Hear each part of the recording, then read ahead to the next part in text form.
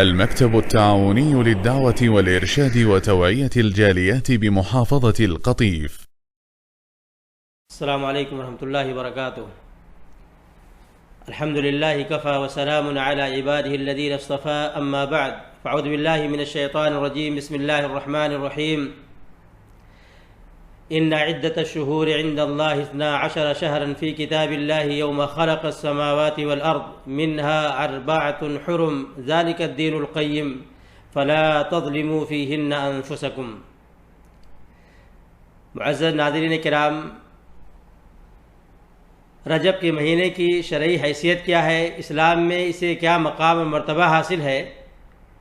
اللہ رب العالمین نے سورہ توبہ کی اس آیت میں واضح انداز میں ہمارے لیے واضح کر دیا ہے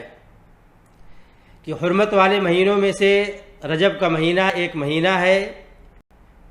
اللہ فرماتا ہے کہ مہینوں کی تعداد اللہ کے نزدیک 12 ہیں۔ ان 12 مہینوں میں 4 مہینے حرمت والے ہیں جن میں ظلم کرنے سے اللہ رب العالمین نے منع فرمایا ہے اور فرمایا یہی مضبوط دین ہے۔ لہذا اس آیت سے معلوم یہ ہوا کہ رجب کی شرعی حیثیت صرف اتنی ہے کہ یہ ان 4 مہینوں میں سے ایک مہینہ ہے جنہیں اللہ تعالیٰ نے احترام دیا ہے، عظمت و تقدس عطا فرمایا ہے۔ اس کے علاوہ اس کے اندر ہمارے سماج اور معاشرے کے اندر جو بہت سارے اعمال اس مہینے کے اندر انجام دیے جاتے ہیں، اس کی کوئی حیثیت اور اس کا کوئی ثبوت اللہ کے نبی صلی اللہ علیہ وسلم سے نہیں ہے۔ یہ 4 مہینے کیا ہیں؟ اللہ کے نبی صلی اللہ علیہ وسلم نے بخاری کی حدیث میں ابو بکرہ رضی اللہ تعالی عنہ کی حدیث سے واضح فرمایا ہے، فرمایا السنۃ 12 شہرا منها 4 حرم 3 متوالیات ذو القعدہ وذو الحجہ ومحرم ورجب ومضر الذی بین جمادہ وشعبان، کہ مہینوں کی تعداد 12 ہیں، ان میں 4 مہینے حرمت والے ہیں، 3 مہینے لگاتار کنٹینیو آتے ہیں، ذو القعدہ، ذو الحجہ، محرم، اور 4تھا مہینہ جو حرمت والا ہے وہ شعبان اور جمادی الاخرہ کے درمیان آتا ہے۔ تو معلوم یہ ہوا کہ یہ مہینہ حرمت والے مہینوں میں سے ایک مہینہ ہے۔ اس مہینے میں اللہ تعالیٰ نے خصوصی طور سے ظلم سے منع فرمایا ہے۔ اس ظلم سے کیا مراد ہے؟ اس ظلم سے لڑائی جھگڑا کرنا بھی مراد ہے، جیسا کہ اللہ تعالیٰ نے قرآن میں فرمایا ہے یسألونک عن الشہر الحرام قتال فیہ قل قتال فیہ کبیر،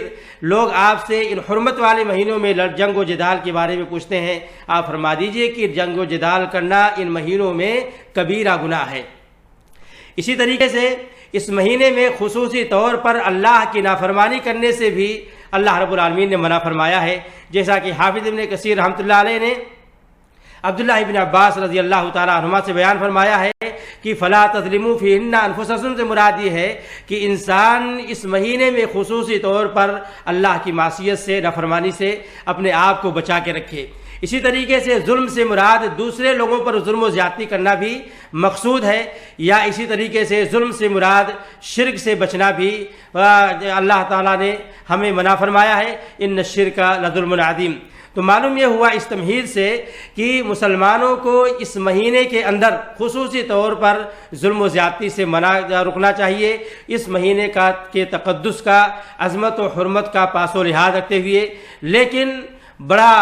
بڑے افسوس کے ساتھ یہ بات کہنی پڑتی ہے کہ آج کل جو مسلمانوں کی حالت ہے کہ اس مہینوں میں بہت ساری ایسی بدعتیں ایجاد کر لی ہیں جسے وہ دین سمجھ کر، کار خیر سمجھ کر سر انجام دے رہے ہیں، جبکہ جناب محمد الرسول اللہ صلی اللہ علیہ وسلم نے اپنے ہر خطبہ میں بدعت سے منع فرمایا ہے، اور فرمایا کرتے تھے وَشَرَّ الْأُمُورِ مُحْدَثَاتُهَا وَكُلُّ مُحْدَثَةٍ بِدْعَةٍ وَكُلُّ بِدْعَةٍ ضَلَالَةٍ، کہ تمام امور میں سب سے برا امور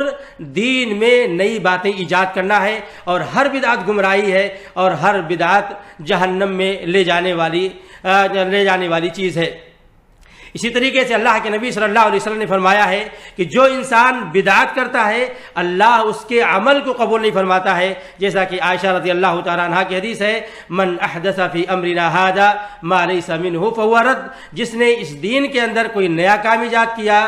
جو اسلام نے جناب محمد الرسول اللہ صلی اللہ علیہ وسلم نے نہیں کیا ہے، نہ کرنے کا حکم دیا ہے، وہ مردود ہے۔ انہی بدعتوں میں سے جو بدعتیں اس ماہ مبارک کے اندر حرمت اور عظمت والے مہینے میں مسلمانوں نے ایجاد کر لیا ہے، صلاۃ الرغائب ہے، جسے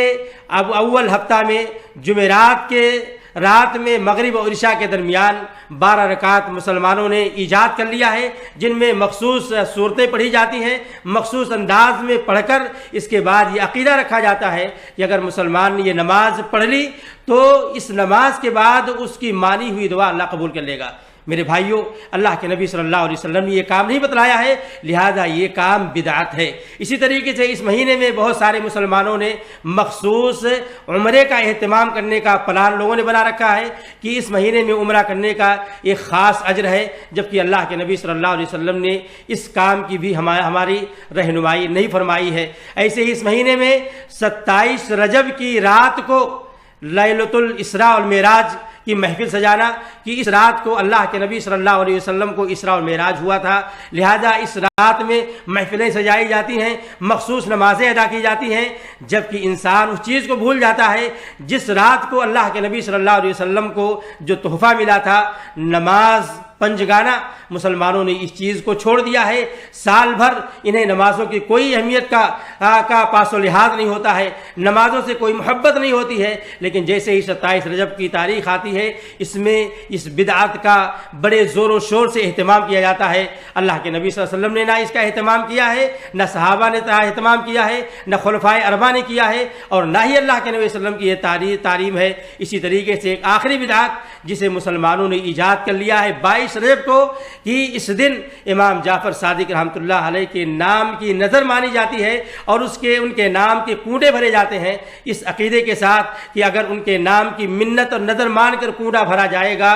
تو انسان کی ساری مرادیں پوری ہو جائیں گی۔ یاد رکھیں میرے بھائیوں، اللہ تعالیٰ نے اس مہینے کے اندر خصوصی طور پر ہمیں ظلم سے منع فرمایا ہے، اور ظلم سے مراد شرک بھی ہو سکتا ہے، اور غیر اللہ کے نام کی منت ماننا، نظر و نیاز کرنا، یہ شرک کے اندر داخل ہے۔ اس لیے اے میرے مسلمان بھائیوں، ثواب کا کام، اجر کا کام وہ ہے جو اللہ کے نبی صلی اللہ علیہ وسلم نے بتایا ہو۔ اتباع میں، اطاعت میں، نبی کی فرما برداری میں اللہ تعالی ہمیں اجر و ثواب سے ہمکنار کرے گا۔ اگر ہم نے دین کا راستہ چھوڑ کر منمانی کارنامہ انجام دیے تو یاد رکھیں ہماری ساری محنت،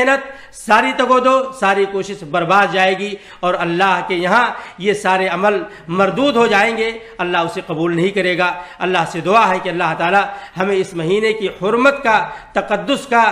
پاس و لحاظ رکھتے ہوئے ان مہینوں میں اللہ کی کثرت سے نیکیاں کرنے کی توفیق دے۔ ہمیں اللہ تعالیٰ اپنی نافرمانیوں سے روکے رکھے، بدعات سے، شرکیات سے اللہ تعالیٰ ہماری حفاظت فرمائے۔ وآخر دعوانا الحمدللہ رب العالمین، وصلی اللہ علی نبینا محمد وعلی آلہ وصحبہ اجمعین۔